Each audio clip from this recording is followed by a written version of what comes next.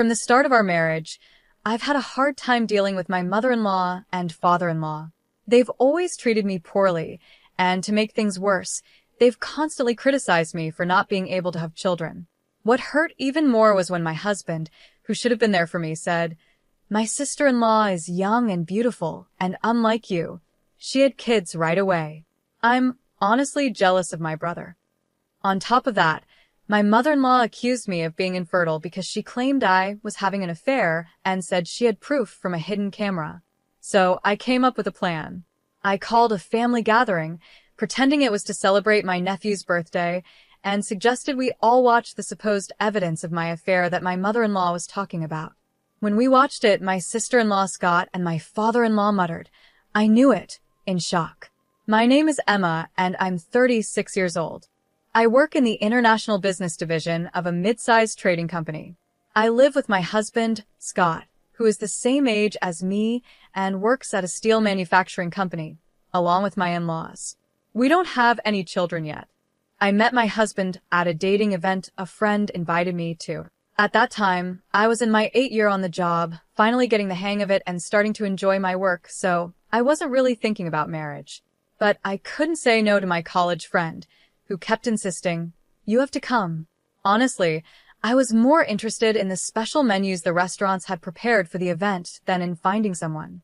I felt a bit out of place compared to my friend, who was actively socializing, but it turned out she got close to a guy who was there with Scott. Apparently, Scott wasn't too interested in the event either, and had been dragged along just like me.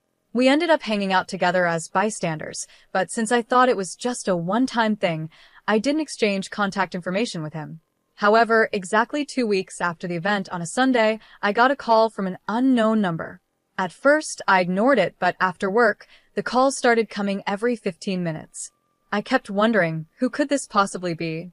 I was getting frustrated and was about to block the number, but before I did, I decided to answer the call to find out who was behind it. It turned out to be Scott, the guy I had met at the dating event. He said, "Oh, good. Is this Emma?" I was relieved to know who it was, but I was also confused because I knew I hadn't given Scott my number. When I asked him how he got my number, he casually replied, "I begged a friend who was with me at the event to get it for me." Apparently, my friend had hit it off with Scott's friend and decided to start dating him after the event.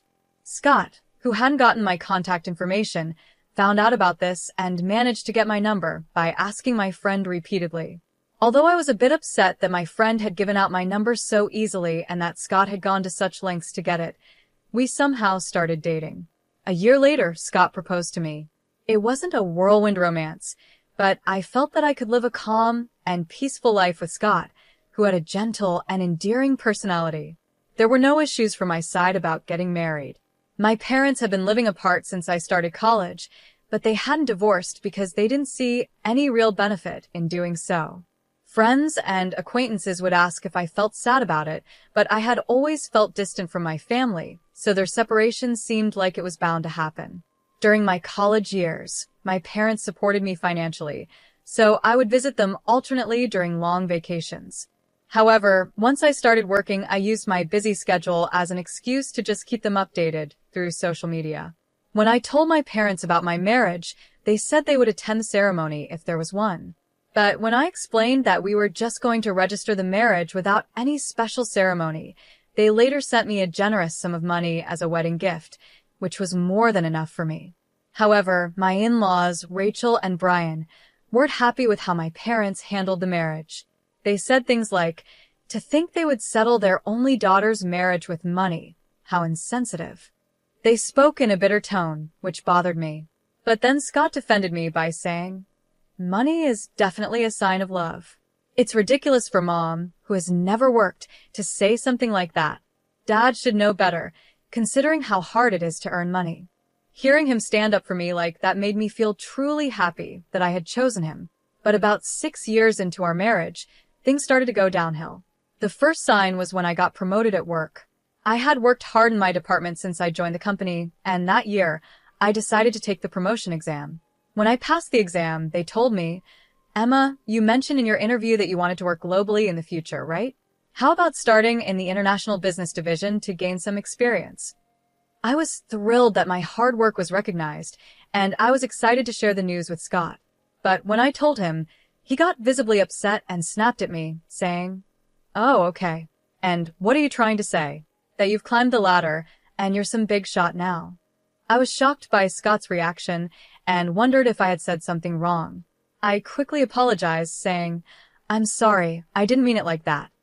But Scott responded harshly, "See? Playing the victim like that just proves you're looking down on me." Then he angrily threw his beer can into the trash, slammed the door, and left our apartment. He didn't come back for a week. He ignored my texts and calls, and when I called his office, they told me he was out, but at least I knew he was safe. I thought about waiting for him outside his office, but I didn't want to embarrass him. So I decided to go to my in-laws' house to talk to them about what was happening. I knew they would probably blame me, but I didn't know what else to do. Even though I showed up unexpectedly, they let me in without any trouble. But as soon as I stepped into the living room, I was shocked by Scott's angry outburst. He yelled, "What do you want now? Have you come all this way to mock me some more?" I quickly said that wasn't my intention and that I would apologize if I had caused any misunderstanding. But Scott didn't want to hear it, and my in-laws started blaming me too. They said things like, "Just because you both work doesn't mean you can act all high and mighty. Don't you know that's not how a wife should behave?" This is exactly why we were against this marriage from the start.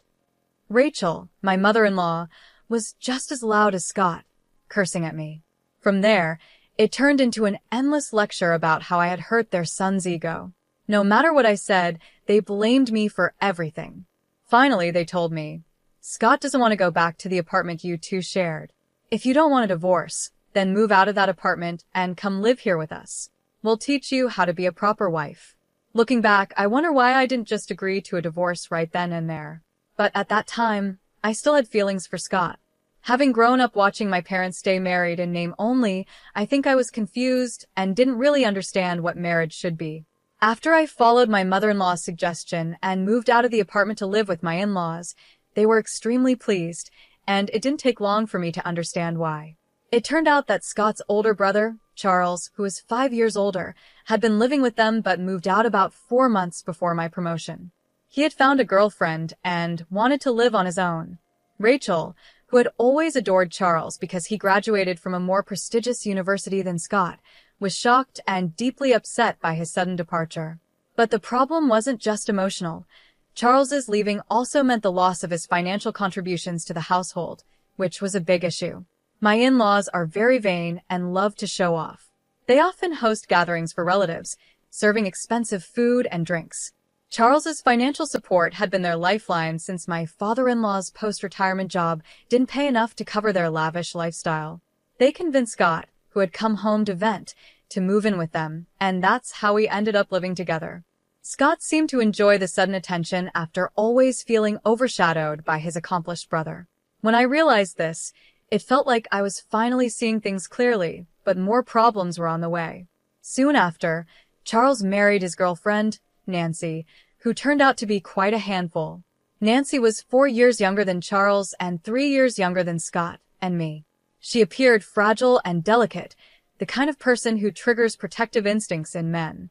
This was especially true for both Brian and Scott, who became visibly restless whenever Nancy visited and acted like they were her followers. Rachel, not amused by this, began criticizing me, saying, "Scott is smitten with his brother's wife because you lack charm. If you just had a child, my husband would settle down as a grandfather." She even suggested I quit my job to focus on getting pregnant. However, due to my in-laws' extravagant spending, the household expenses were skyrocketing, and Scott's salary alone couldn't cover them. Even when I showed them a report from the household budgeting software to explain the situation, they dismissed it, saying, "That's just because you're bad at managing money, always full of excuses." Then Nancy became pregnant.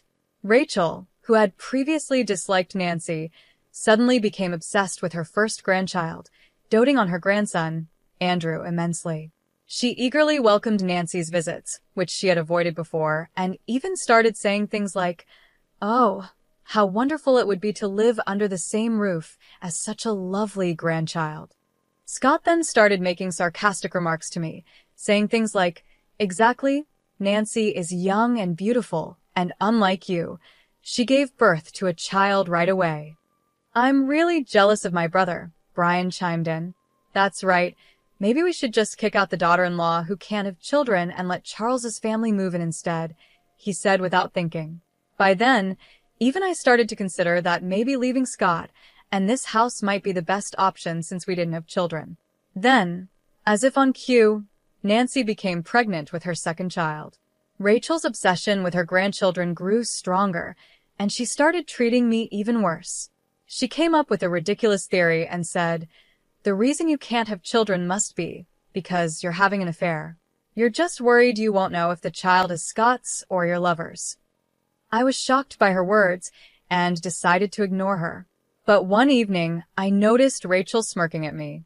Confused, I asked what was going on, and she said, "You are indeed having an affair, just as I suspected." When I questioned Brian and Scott about it, Rachel proudly declared, "I've got proof of her affair on a hidden camera. I hired a professional, so it's foolproof," and then burst out laughing with joy. Hearing this, Brian and Scott were momentarily shocked. But then, influenced by Rachel's confidence, they said, "If that's true, then it's grounds for divorce." At that point, I calmly said, "Understood. Then I will take this opportunity at Andrew's birthday celebration next week, which we've already planned, to explain the situation to all the relatives who will be there." The birthday celebration for Andrew, organized by Rachel, who loved to show off, turned out to be a grand event with a banquet hall in a hotel reserved just for us. The invited relatives seemed somewhat tired of Rachel's boasting, but still enjoyed the food and drinks. As the party was winding down, I took the microphone to speak. Everyone turned their attention to me, wondering what was happening. I began, "I apologize for interrupting your conversations, but I have a brief announcement to make to all of you gathered here today." The crowd started murmuring in confusion, while my in-laws and Scott, assuming I was about to confess and discuss divorce, smirked just like before. Charles's family, the guests of honor today, were also present. On my signal to the staff, a screen was lowered behind me, the projector was set up, and the lights dimmed. Everyone's attention turned to the screen as the video began to play.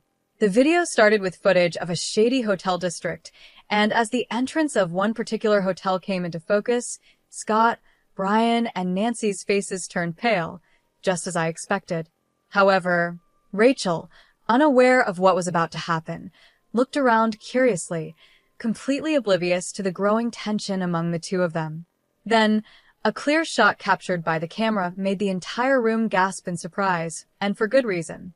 The screen unmistakably showed Nancy and Brian hugging as they left the hotel. The room fell silent as the video continued, showing them sharing lingering, passionate hugs before catching a taxi. The scene shifted to the same hotel entrance, but this time it wasn't Brian who emerged holding hands with Nancy, it was Scott.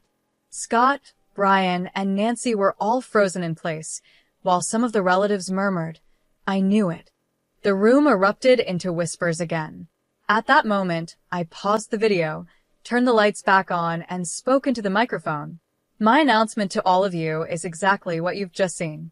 My husband Scott and father-in-law Brian have been having affairs with Nancy, Charles's wife. The evidence was meticulously recorded by the investigation company hired by Rachel." I held up a thick file of documents, which caused more gasps from the crowd. As the noise died down, I revealed that the investigation company had actually been hired by Rachel, not to uncover Brian, Scott, and Nancy's infidelity, but to find proof of my supposed affair, so they could kick me out. Scott must have filled her head with all sorts of nonsense, making her believe such absurd things, I said, causing the relatives to look at Scott and Rachel in disbelief. Rachel had declared victory without even checking the contents when the investigation company reported they had caught evidence on camera. Unfortunately, I have no idea about the affair Rachel accused me of, I continued, projecting a photograph onto the screen.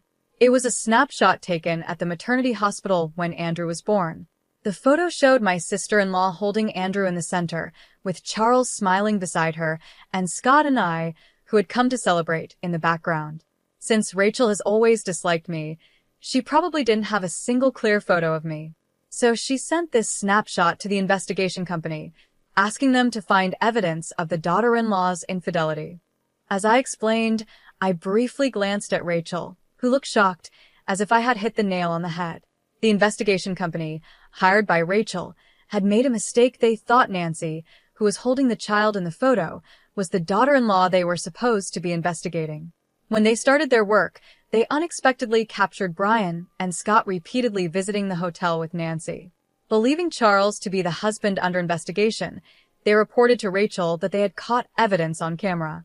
Rachel, thinking this was proof of my alleged affair, believed she had finally found what she was looking for. When I was first confronted with the so-called evidence, I was surprised, but then something clicked. I remembered the name of the investigation company from a credit card statement that Rachel had used. Rachel, who often spent too much, had made me get her a family card to use for her purchases, just in case her own credit card limit wasn't enough. Troubled by her making large purchases without consulting me, I had set up the card statement to be viewable in an app, so I could check the charges each month. The next day, I took half a day off work and went to the investigation company to explain the situation. I then commissioned a new investigation myself. Realizing their mistake, the company eagerly accepted the task to make things right, and they quickly provided the results, which led to the evidence I presented today. As the screen was removed and the lights brightened, Nancy, Brian, and Scott all looked pale. I approached the great-aunt and uncle, whom my in-laws greatly respected, and said, "I apologize for the inconvenience, but I prefer not to expose the children to what's about to be discussed. Could someone please take them to another room?" The great-aunt and uncle immediately approached Nancy, took Andrew, and handed him over to their own children. The other children were also led to another room by several women, leaving behind furious relatives, a stunned Rachel, and a bewildered Charles. Only Nancy, Brian, and Scott remained, shrinking under the stern glares of the relatives. Then, Rachel, who had been trembling, suddenly leaped towards Nancy, shouting, "What have you done? Betraying me and Charles with Brian and Scott."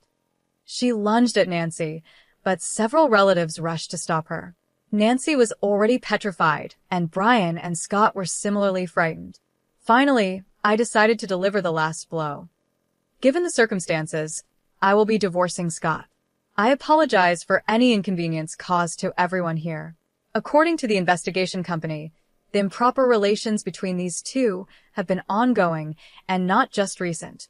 Reconciliation is impossible. I made the announcement, then pretended to stumble as I added.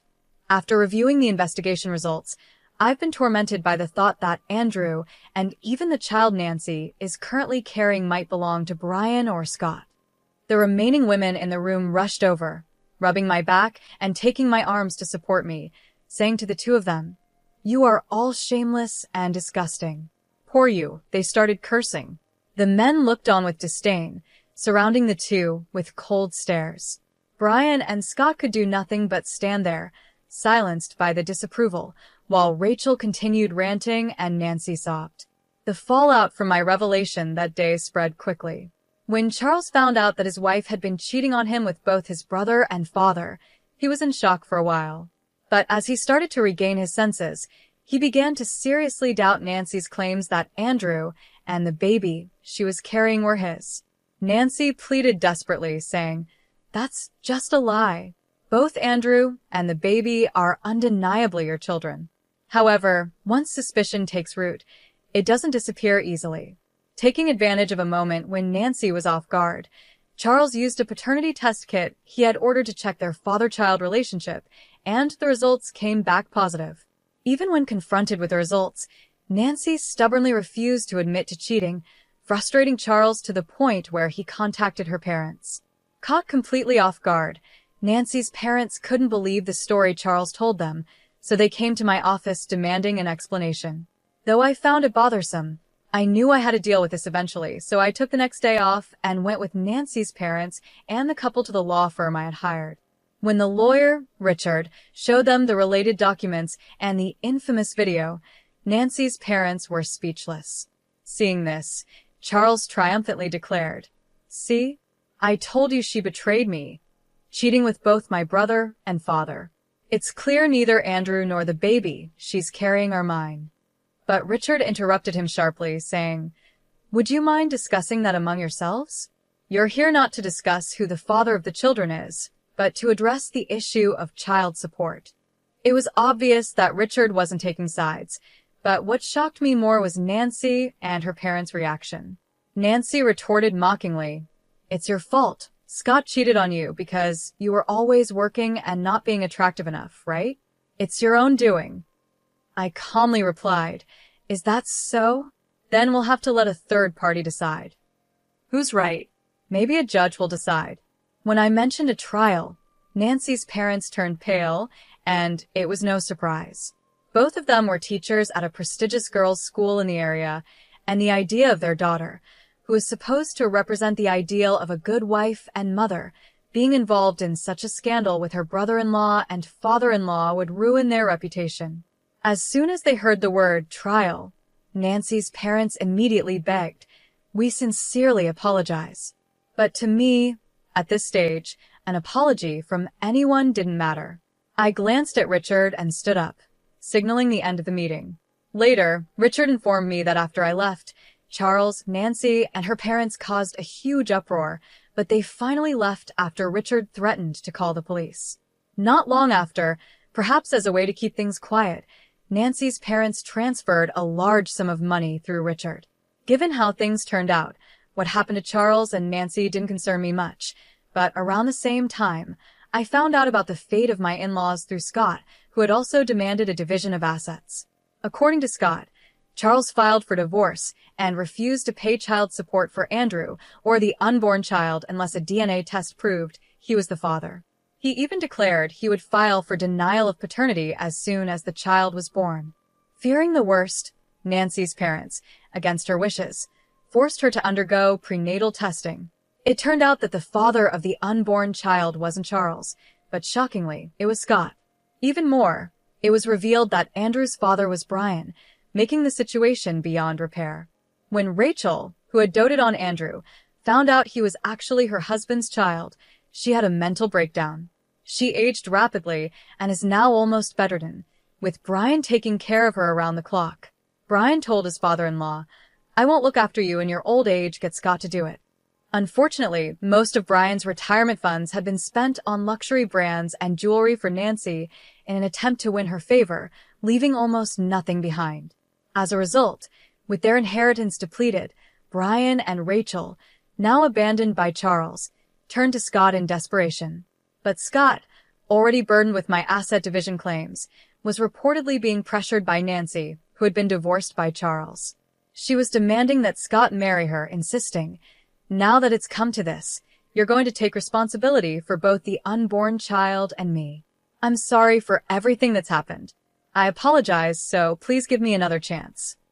"I love you, Emma." Scott begged for forgiveness, but it was clear he wasn't seeking my love. He just wanted my financial support and someone to care for his parents for free. Since I had no lingering feelings for Scott, I instructed Richard to convey my final decision and blocked all contact with him except through one social media platform. Eventually, the divorce was finalized, despite some disputes. The asset division was paid in full in 2 installments. According to Richard, Nancy continued living with my in-laws, pretending to be Scott's wife, even though she wasn't officially registered as part of the family. However, once word spread among visiting relatives, the whole neighborhood began whispering about this shameless family, which drove Nancy to become a recluse. She neither helped with Rachel's care nor took care of Andrew and the newborn, leading the kindergarten to report Andrew's neglected appearance to child services. In the end, Nancy's parents took in the 2 children but disowned her, saying, "You are no longer our daughter, and we are no longer your parents. Never show your face to us again." With nowhere else to turn, Nancy relied entirely on Scott, just like my in-laws. Scott's income alone now had to support 4 adults, including his mother, who needed nursing care. A colleague of Scott's, who works at the same company, mentioned that a relative at an affiliated company exaggerated the story, making Scott the target of rumors as bad as those on gossip websites. Despite the difficult situation, Scott continues to work, unable to quit because of financial needs, enduring the discomfort. For some reason, Charles seemed to regard us as fellow victims, but the fact remains that he looked down on me, along with Nancy and my in-laws, for being a woman unable to bear children. Naturally, I ignored him completely at work, but as rumors spread within our company, he couldn't handle the whispers and volunteered to transfer to a subsidiary in a regional area. After everything was settled on my end, I was approached about a transfer to an overseas branch. Although I had expressed a desire to work abroad during my job interview, the sudden offer caught me off guard. However, my bosses encouraged me, acknowledging the career I had built and the language skills I had continued to learn in my spare time. Feeling fed up with the rumors, much like Charles, albeit for different reasons, I decided to take the opportunity. I decided to take a bold step and accept the overseas assignment. When Scott somehow heard the news, he sent a series of cliché romantic messages, pleading for reconciliation on the only social media account I hadn't blocked him on. But since I planned to cancel my phone service when I leave the country, I chose to ignore them. Despite everything that happened, cutting ties with that in-law family feels like a stroke of luck. With this in mind, I feel ready to face any challenges that may come my way. It might seem a bit opportunistic, but that's honestly how I feel. Maybe I've been too hard on myself all this time. From now on, I plan to stay positive and give my best effort in everything I do.